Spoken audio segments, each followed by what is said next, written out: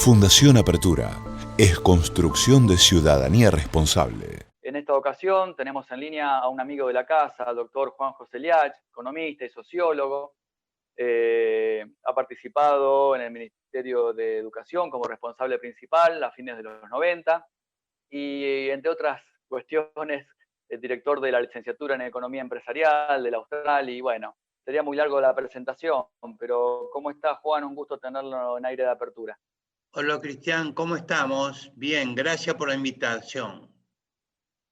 No, al contrario, siempre es un placer intercambiar ideas o que nos ilustres con algunos, de lo que nos puedas explayar. El programa de hoy tiene que ver básicamente con la educación, con cómo nos está yendo como país, más allá de toda la cuestión coyuntural que nos atraviesa, que es la pandemia. Creemos que, bueno, más allá del índice de pobreza que se acaba de publicar y que no es alentador, creemos que, bueno, la apuesta no tiene que dejar de estar vinculada a la educación. Por eso es que te convocamos y que, más allá de la transversalidad que digo yo, estos temas tienen, bueno, queríamos saber un poco la visión que tenés vos al respecto y puntualmente, si querés, podemos comenzar hablando de cómo podemos tratar de que o sea, la largada de la cual cada uno de las personas que residen en nuestro país pueda ser más igualitaria, pueda ser más objetiva y más justa para poder, bueno, paliar un poco todo lo que viene luego, ¿no? Entendiendo que hoy estamos en índices de pobreza cercanos al 40-50%. ¿Cómo logramos desandar eso en esta coyuntura? Bueno, yo, Cristian, te diría que estamos más o menos como en la época de Sarmiento, en el sentido de que la clave del futuro de la Argentina es la educación, mejorar la educación, porque yo pienso que para conseguir trabajo es muy importante tener, por ejemplo, la secundaria completa, y hay muchos chicos que pese a que ha aumentado mucho la escolarización secundaria, la graduación es floja, menos de la mitad. Entonces, y conseguir un empleo formal. Formalidad implica, por ejemplo, que vas a tener derecho a una jubilación el día de mañana, por más que no sea muy cuantiosa. Tenés obra social, o sea, y sin diploma secundario, hoy en día, para hablar de algo práctico, es muy difícil conseguir un empleo formal. Ni siquiera como repositor de supermercado. Digo que en principio uno no se imaginaría que es necesario tener el diploma secundario para reponer mercadería en un supermercado, pero te lo van a exigir. O sea que yo creo que nosotros en la facultad hablamos y tenemos un proyecto que se llama Productividad Inclusiva. Nosotros creemos que la Argentina tiene que aumentar mucho la productividad y al mismo tiempo la inclusión. Y para eso el rol de la educación, como en tiempo de Sarmiento, que rindieron bastantes décadas, yo creo que Argentina tiene que hacer una epopeya educativa de esas mismas características. Ahora, Juan, discúlpame, pero el Estado, ¿hay alguna ausencia del Estado ahí? Porque no es obligatoria la educación secundaria en Argentina. ¿Qué parte falla el Estado por lo cual no es obligatoria o permite, entre comillas, que esa deserción se produzca?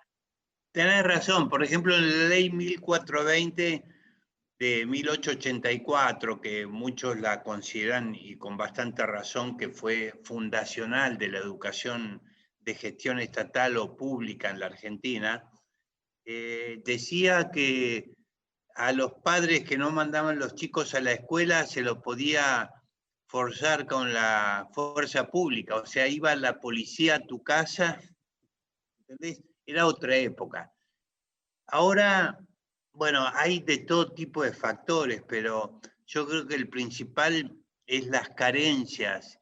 Los chicos naufragan porque acá tenemos una realidad, no de este gobierno, viene desde hace muchísimo tiempo, de escuelas pobres para los más pobres. O sea, en promedio, porque hay unos milagros que se hacen en zonas desfavorables también, pero en promedio las escuelas a las que asisten los chicos más necesitados no son las mejores, más bien están cerca de ser las no tan buenas o las peores. Y entonces, por empezar, sala de 3 está en 60%, o sea que muchos chicos necesitados no van a la sala de 3, entran en sala de 4. Una vez una directora de una escuela en el partido de Lomas de Zamora, una zona bastante pobre del Gran Buenos Aires, me dijo, y los chicos cuando empiezan primer grado están en realidad haciendo la sala de 4. O sea, que esa desventaja inicial es muy difícil de después descontar, entonces se traduce en la secundaria y en los fracasos de la secundaria, ¿no? O sea, yo creo que Ahora, necesitamos una movida grande, ¿viste? No se hace con reglamentos, sí. con burocracia, tiene que haber una movida encabezada por los gobiernos de la nación y de las provincias, porque no nos olvidemos que la educación básica, o sea, inicial, primaria y media, está en manos de las provincias. Sí, claro. Pero te quería preguntar de la motivación, porque la deserción no debe ser excluyente de la motivación, pero en algún punto quizá lo es. Digo, ¿se puede enseñar como en los 60 o en los 70 a niños que son nativos digitales? ¿Hubo un Sí, ayornamiento ahí o no hubo un ayornamiento de la educación en cuanto a eso? A nuevas formas de enseñar, a nuevas formas de dar cátedra, a nuevas formas de motivar y de contener a los alumnos. te diría, Cristian, que a medias, o sea, ha empezado en algunos lugares, ahora por la mala razón de la pandemia se va a extender todo el uso de tecnología porque se ha generado una nueva brecha entre los chicos que tienen acceso a conectividad y a equipamiento y otros que no lo tienen. Calculá que en muchas escuelas de la Argentina este año se ha enseñado por WhatsApp. No sé cómo decirte, ¿viste? O sea, a falta de otro medio, las maestras le mandaban tareas a los chicos por WhatsApp y no sé cómo se las corregirían o evaluarían. O sea, hay divisiones sociales muy grandes y eso tiene que ver con el atraso, ¿no? Pero Y la también pandemia tiene que ver acentuó con, esas diferencias también. sí, se acentuaron claramente, pero también hay un tema un poquito más de fondo, que tiene que ver con lo que vos preguntabas de la atracción, del aburrimiento, por decir lo contrario, que pueden sentir los chicos. Los chicos sienten, muchos por lo menos, que la secundaria no les sirve para nada, porque todo ese razonamiento que yo hice de conseguir empleo formal, yo creo que hay que engancharlos por una cosa que está en las leyes pero que no se cumple, y es que la escuela secundaria tiene que formar para el trabajo, y eso es muy escaso. Si, por ejemplo, todos los chicos, sobre todo en las zonas más necesitadas, pudieran salir con un oficio que les facilitara la empleabilidad, yo creo que la graduación aumentaría sustancialmente. Estaba leyendo un informe de la ministra de Educación de Estonia, que es un país que recientemente ha tenido unos estándares de calidad importantes acerca de la educación. Y ella, uno de los pilares que describía o enunciaba, eran que la sociedad los tomaba como un real valor a la educación. Por eso funcionaba que se invierta, que se capacite y que se exija. Parecería ser que en Argentina decimos y discursamos que la educación es prioritaria, pero que luego después terminamos votando a gente que casi no habla de educación en sus campañas. Y eso lo asocio a la meritocracia también, ¿no? Quizás esto que vos decís, Juan, de que los alumnos secundarios no tienen la motivación de creer que les sirve para algo, es creer que no tienen mérito a partir de esto, o que el mérito no es suficiente, o que el mérito no es importante, y terminamos con un diputado como Ameri en la Cámara, cuando viene de ser barra brava, y no de alguien que tendría que tener algo un poco más de intelecto y de capacidad para poder gestionar lo público. Muy buena tu cita de la ministra de Estonia, pero ¿qué pasa? Estonia es un país que se ha propuesto, queda en el mar Báltico, tiene 2,5 millones de habitantes, un país, digamos, más sencillo, para manejar y para gobernar que la Argentina, porque además hay una gran homogeneidad cultural, ¿viste? Y ese país se Partió de fijó una base como mecha, diferente, partió de una base muy sí, diferente y que se sostiene distinto. pero lo unieron al trabajo y al proyecto de país, porque ellos lo que se proponen es ser la vanguardia en tecnologías en el siglo XXI, y lo están logrando. Todos los temas de conectividad están superados hace rato, se especializan, hay enorme cantidad de pequeñas empresas tecnológicas, etc. Y eso atrae a los jóvenes, eso atrae a los jóvenes. Pero Ahora, acá en la epopeya, como vos decís, faltan los autores de la epopeya, me parece.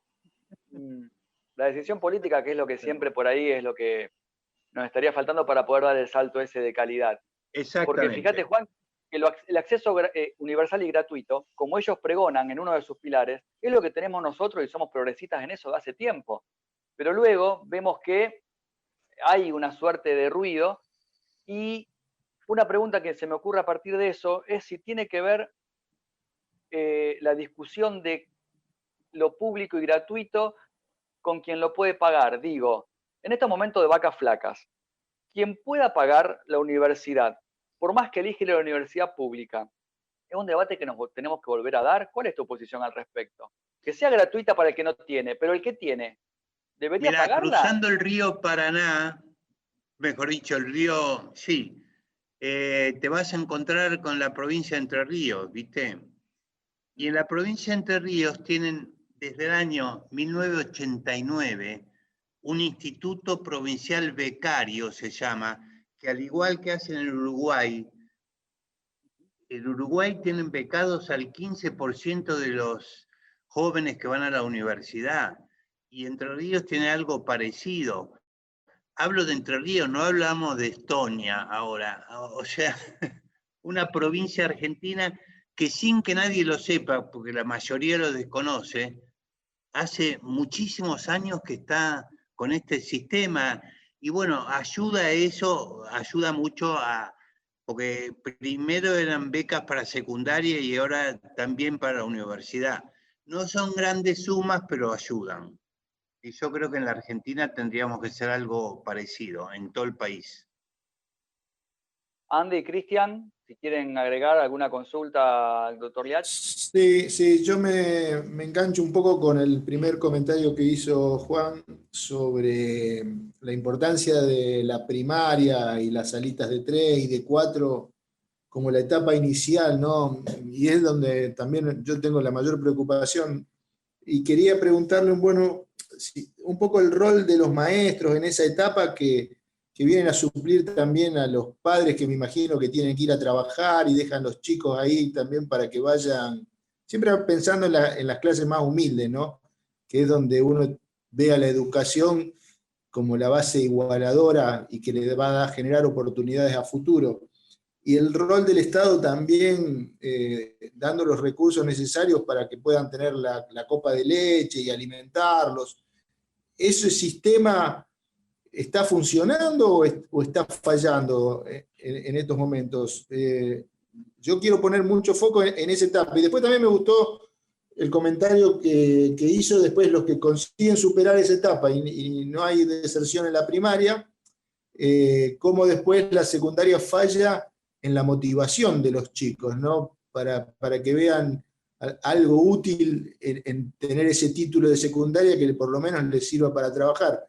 Yo comparto ambos puntos, pero me gustaría profundizar el primero, cómo lograr lo básico, ¿no? Que el 100% de los chicos terminen la primaria.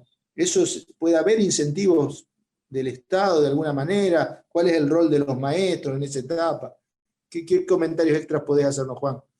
Bueno, Andy, mirá, el rol de los maestros es vital y yo creo que en la Argentina tenemos una buena profesión docente en principio, por supuesto que habrá casos mejores que otros, pero tenemos regulaciones que no ayudan.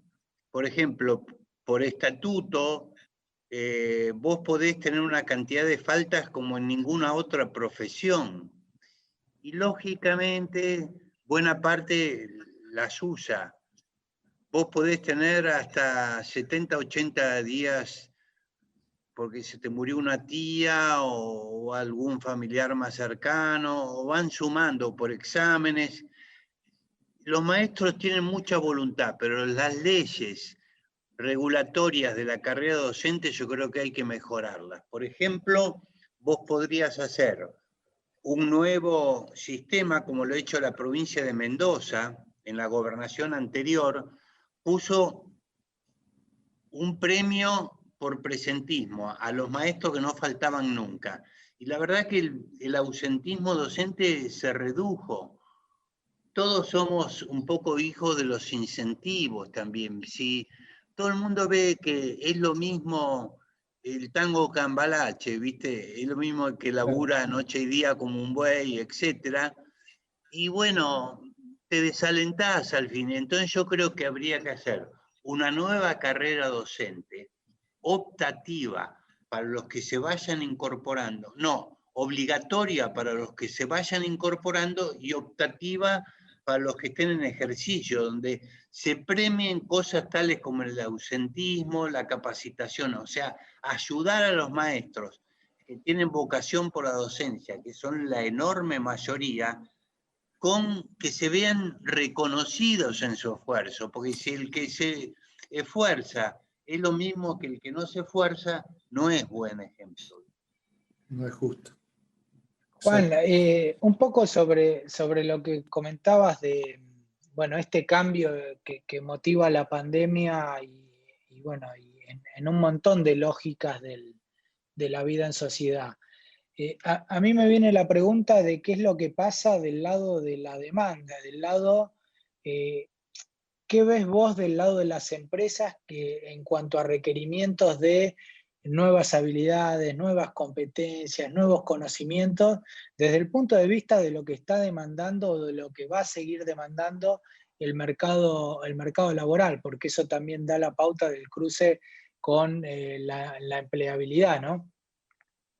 Mirá, yo creo que la Argentina todavía, lo digo medio en broma, ya lo dije, viviendo de la renta de Sarmiento, o sea, esos efectos que hubo de ese gran proyecto educativo del fines del siglo XIX, donde participaron también otros como Estrada, Goyena y varios más, ese proyecto fue muy importante y todavía sigue.